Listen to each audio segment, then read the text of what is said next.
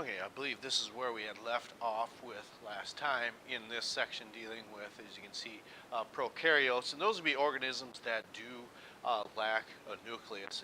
And very simple bacteria, because as far as reproduction is concerned, again, it's just more so genetic material rather than having a cell with that of a nucleus. And one of the things that was probably some of your vocab terms dealing with what we see here, gram-positive bacteria are going to be those that would be those cocci or spherical type shape that are purple in the gram staining process, and others that are gram-negative or pink, and it's the sufranin stain that will cause them to be gram-negative then.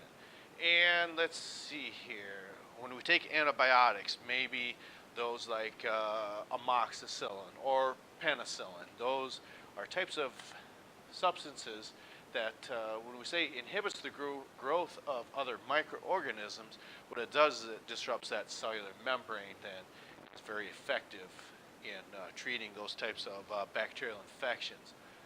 But like the author had said in a video, other than overprescribing some of these antibiotics, there really isn't too many problems that we would associate utilizing them other than the bacteria growing a resistance to those bacteria. Okay. Now, when we talk about cyanobacteria, those that have a different type of chemical makeup, whether it could be green or, as you can see, producing energy because of photosynthesis. Some of them may have a blue pigment in them as well. And one of the aspects that's important for them is probably, as you can see, for the agricultural industry. And it's these types of bacteria then that supply food for plants in the form of, as you can see, nitrates. Okay.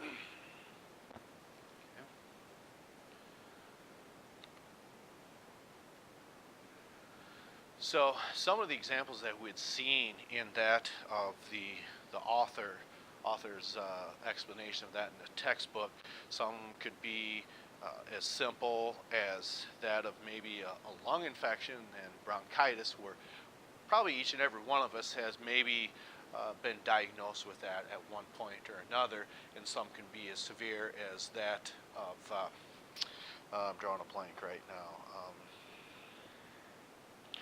anthrax, I believe. And with that, we saw an infection in the skin caused by anthracis is what it was called. Other bacteria that we sometimes inject ourselves is a botulinum bacterium, and we associate that with the people maybe taking injections of Botox to more of a cosmetic treatment as well.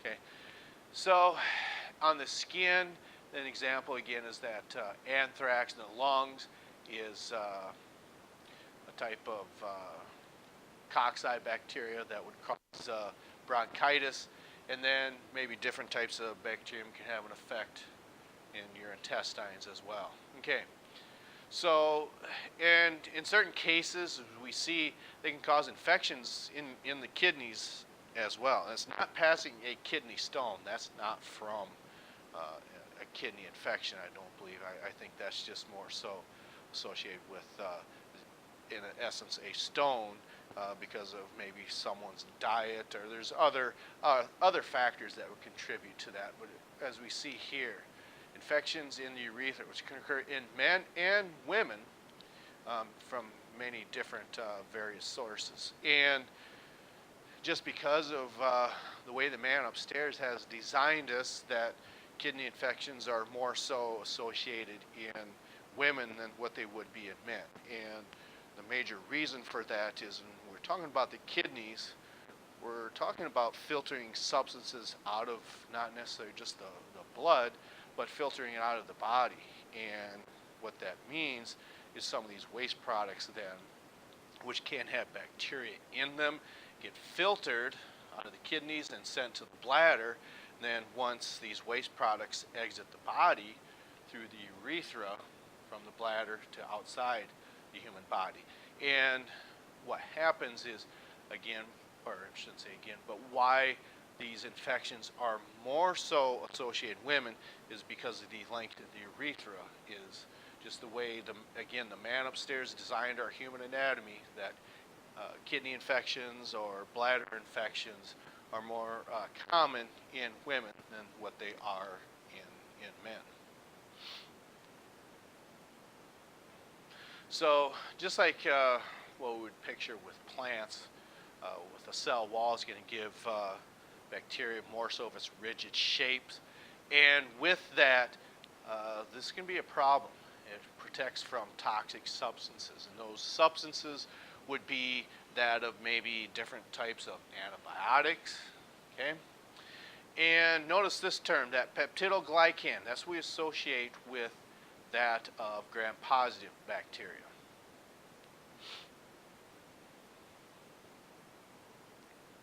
Okay.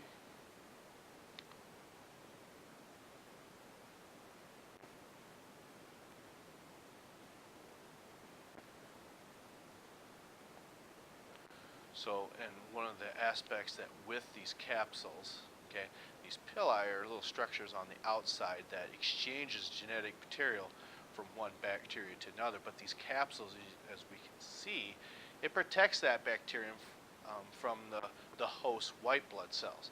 And the host, okay, that meaning us, okay, so it protects from the host white blood cells. So our leukocytes don't have the range of effectiveness on different types of bacteria that would have these capsules on them. As we can see through the process of endocytosis, it doesn't allow these white blood cells then to engulf bacteria. Okay,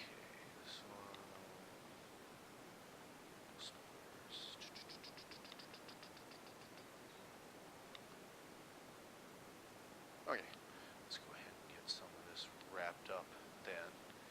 Okay. And here we're talking about, again, these pili here, these short hair-like projections that connect or pass along genetic material. Okay.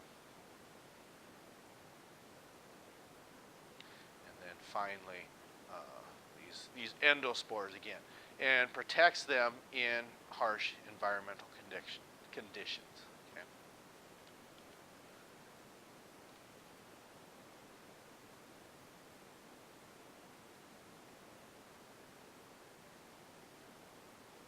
So when we come back again on Wednesday, okay, we will then begin discussing that of what a pathologist would be and describing what bacteria and health do for us.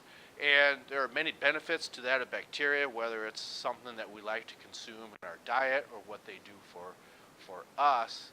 And there's probably a link between having a healthy lumen or healthy gut and a healthy mind. There was a segment on whether it was the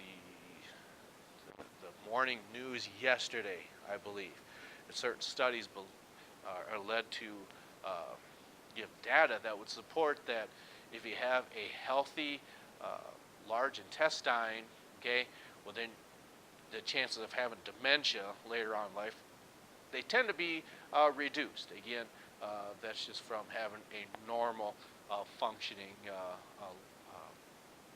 allotment of bacteria inside the body.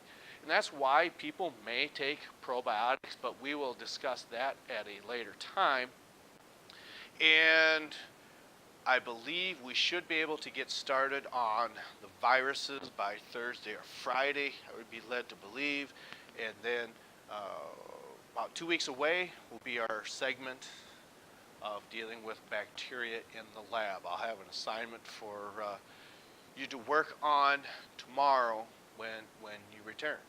All right. Until then.